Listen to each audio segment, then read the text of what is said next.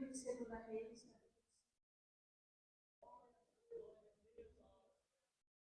E Naamã, chefe do exército do rei da Síria, era um grande homem diante de seu senhor, de muito respeito, porque por ele o Senhor dera livramento aos sírios, e este era homem valoroso, porém leproso.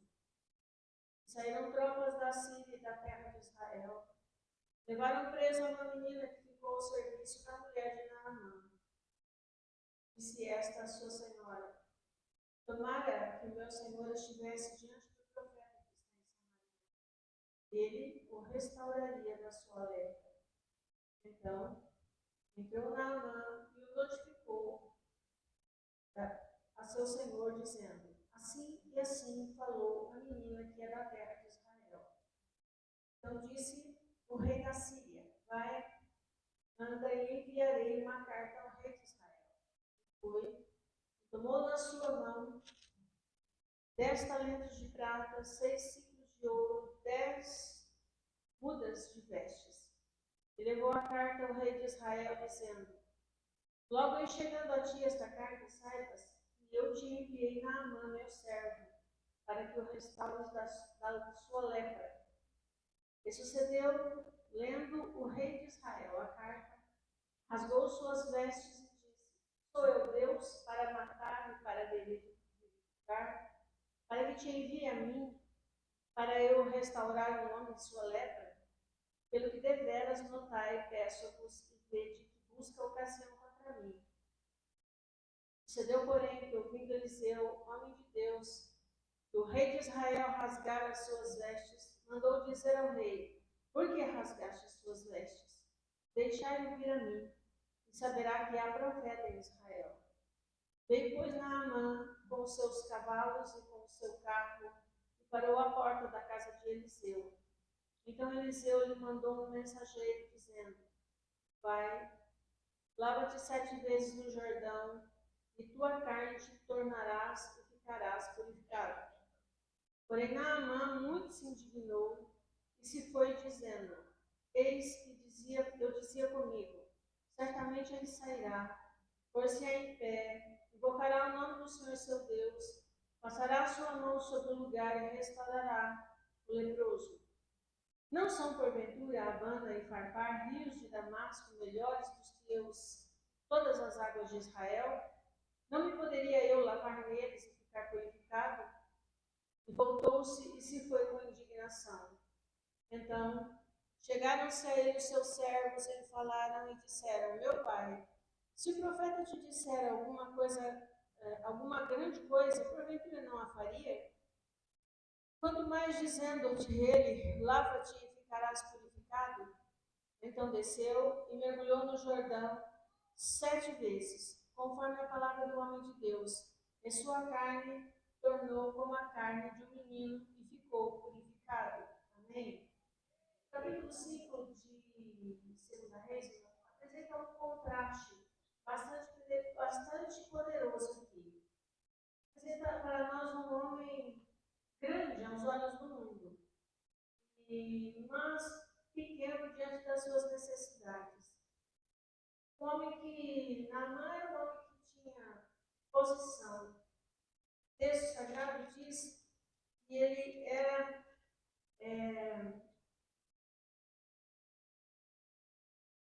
chefe do exército do rei da Síria. Síria hoje é onde é a Síria.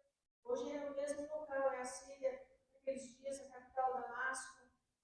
Não era um grande reino, mas era um reino que estava sempre em guerra contra Israel. E Naamã tinha uma posição muito importante na Síria. Mas a posição de Naamã não substitui posição de ninguém, não substitui a salvação. Também um homem de influência, um homem influente, porque ele era chefe de um exército poderoso. Mas a influência também não substitui transformação. Também um homem de prestígio, porque diz aqui que ele era alguém importante para o reino, para o rei. Então, o que a gente vai aprender aqui com essa passagem bíblica? um grande homem, honrado, instrumento de vitória, valente. Só no versículo 1, o versículo 1 termina com uma informação muito séria. Tudo isso, diante dos homens, diante da sociedade, ele tinha tudo isso. Diante dos homens, diante da sociedade, nas mídias sociais, ele era tudo isso. Porém, a Bíblia diz que ele era leproso. Apesar de toda a fama, tudo que ele tinha, ele era leproso. A palavra que termina definindo Naamã, no versículo 1, é que ele era um homem leproso. A lepra, todo mundo já sabe aqui, que eu já ensinei outras vezes, era uma doença incurável. Uma doença progressiva, ou seja, cada dia piorava até que a pessoa morresse. Também uma doença excludente. O que é uma doença excludente? Ele não podia estar junto, perto, nem da família, nem da sociedade, nem de ninguém. Doença que excluía. E hoje, muitos pregadores, quando vão falar de Naamã, simbolicamente usam a lepra para falar do pecado. E realmente é, né? Então, apesar de Naamã ser um homem de sucesso, que é um sucesso externo, não significa que ele não tinha uma necessidade séria, uma necessidade de cura, uma necessidade de ser curado. Mas há algo importante e interessante nessa história, e ele se encontra com alguém que não tinha sucesso nenhum, não tinha aparência nenhuma, nem nome tem, nem vítima de guerra, estrangeira, né? Vítima de guerra estrangeira, mas alguém que era instrumento de Deus, foi instrumento de Deus para Naamã e sua família. O caminho da cura de Naamã começou com o testemunho de alguém que nem nome tinha. Então, quantas vezes a gente deixa de testemunhar aquilo que Deus fez na nossa vida, e esse testemunho poderia alcançar outras pessoas, poderia abençoar outras pessoas. Então, a importância da gente contar o que Deus fez na nossa vida, como Deus nos alcançou, como Deus mudou a nossa história, Deus mudou a nossa caminhada, como Deus mudou a nossa vida. E somente o nosso testemunho pode alcançar e mudar a vida e a história de outras pessoas. Milagre, irmão, às vezes, não começa com um grande culto, dentro de uma grande altar, dentro de uma grande igreja. Muitas vezes o milagre começa numa palavra, numa semente na boca de alguém que não tem nome importante, que não tem uma aparência importante, que não tem um terno de grife, que não tem um sapato de marca, mas alguém que, cheio de poder de Deus, cheio da unção de Deus, abre a boca e fala uma palavra, e essa palavra pode transformar e curar e mudar a situação de alguém, a vida de alguém. E Deus usa as pessoas, às vezes, anônimas, né? Uma pessoa... Aliás, Deus não precisa de posição para usar ninguém. Deus não precisa de ninguém com posição. Deus não precisa de ninguém com título. O apóstolo, o pastor, Deus não precisa de ninguém com título. Deus precisa de alguém disposto, cheio de amor no coração, para se importar com aquele que está doente, que está enfermo, e se importa, alguém que se importa. Deus precisa de alguém que se importa. E essa pessoa não precisa ter título algum. Essa pessoa não precisa ocupar púlpito nenhum. Essa pessoa não precisa estar em evidência. Precisa apenas ser alguém que Deus pode usar.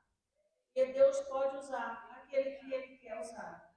Né? Naamã, ele saiu da terra dele com algumas expectativas.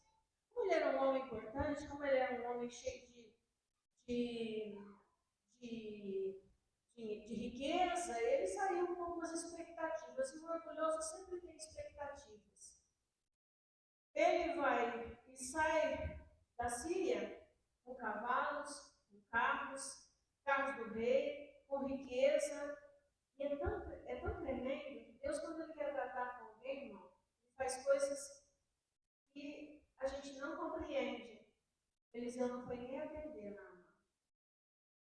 Eliseu não saiu nem na porta. Eliseu nem viu o rosto de Naamã. Nada. Mandou um mensageiro, deu uma ordem. Lava-te no Jordão. uma ordem simples, mas Naamã tinha uma expectativa. E qual era a expectativa de Naamã? Ele queria um ritual, né? Um ritual que demonstrasse, um ritual que falasse. Nós seres humanos gostamos das pompas, dos rituais, gostamos de ser exaltados. Nós seres humanos gostamos muito disso. Muita gente, se não tivesse ritual, essa pompa, não se agrada de nada. Mas Deus, ele trabalha do jeito que ele quer. Ele usou uma menina anônima e agora ele vai usar o profeta e nem para fora o profeta saiu. Aí você vai dizer assim, se fosse comigo... Pois é, irmão, Naamã também ficou indignado assim. Ele disse, tem rio muito melhor lá na minha terra. Tem rio muito bom na minha terra. Rio Jordão, uma água turva, uma água que não trazia nada de vista, né? Mas ele queria um ritual, ele queria um gesto teatral. Gesto teatral. Gesto teatral. O comandante do exército, do rei da Síria, chama a televisão, chama o jornal, chama todo mundo, porque ele precisa aparecer.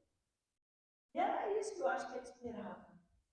Só que Deus não trabalha desse jeito. Deus não trabalha assim. E o orgulho cria expectativas que traz um impedimento. E aqui está o problema. O orgulho cria expectativas que impedem a obediência. A pessoa orgulhosa desobedece. A pessoa orgulhosa desobedece. E ele não quis obedecer. Mas Deus trabalha, irmão, na simplicidade.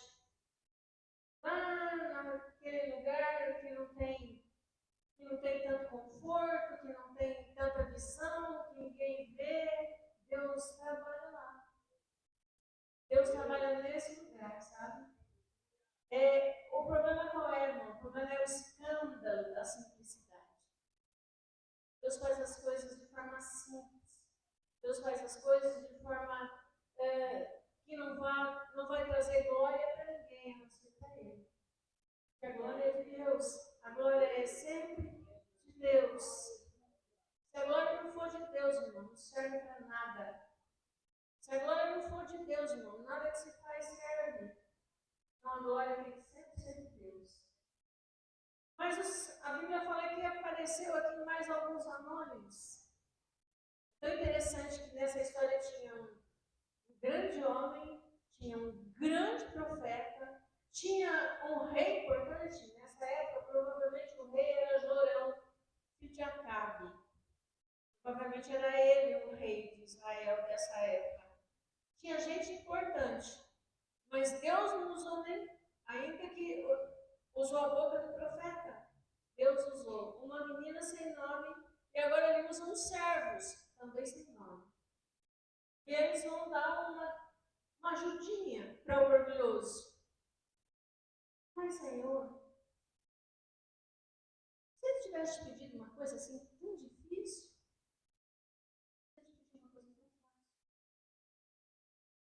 pedir uma coisa tão simples. Se ele tivesse te pedido uma coisa difícil, você não faria. Então, ele está te pedindo uma coisa fácil.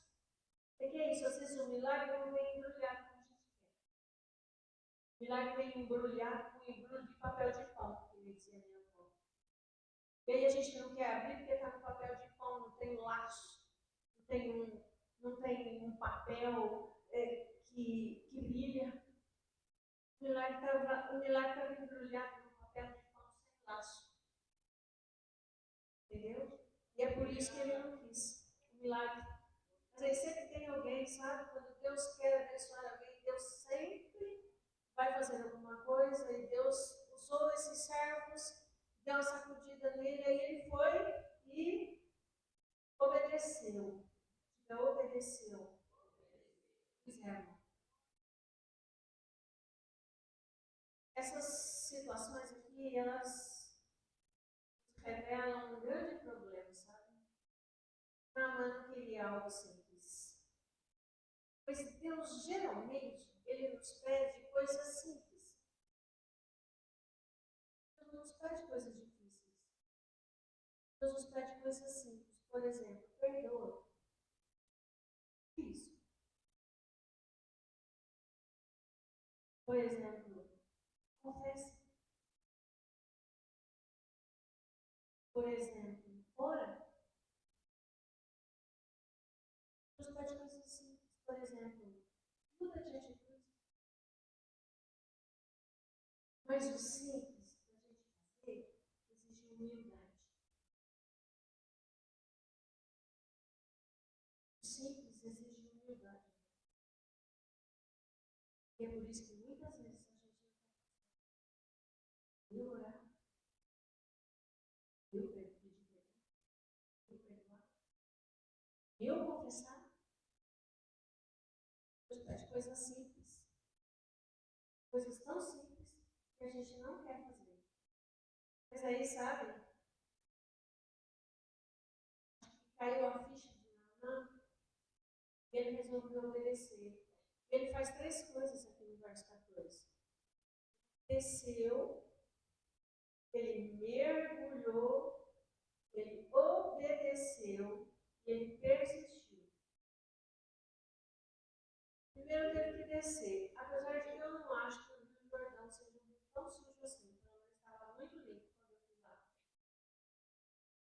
Mas ele desceu para obedecer. Mergulhou, conforme o profeta havia dito. Mergulhou. 1 vez, 2 vezes, 3 vezes. A ordem era de 7 vezes. Quando a gente não obedece ordem, irmão, a gente não recebe milagre. Na 7ª vez que foi abençoado. Tem um outro ingrediente importante do milagre, a persistência. Persistir. Persistir. Se a gente não persistir, não tem carne restaurada, não tem mente restaurada, não tem vida restaurada, não tem empresa restaurada, não tem emprego restaurado, não tem nada restaurado. Não obedecer e não persistir. Essa é a lição que eu tinha para você hoje.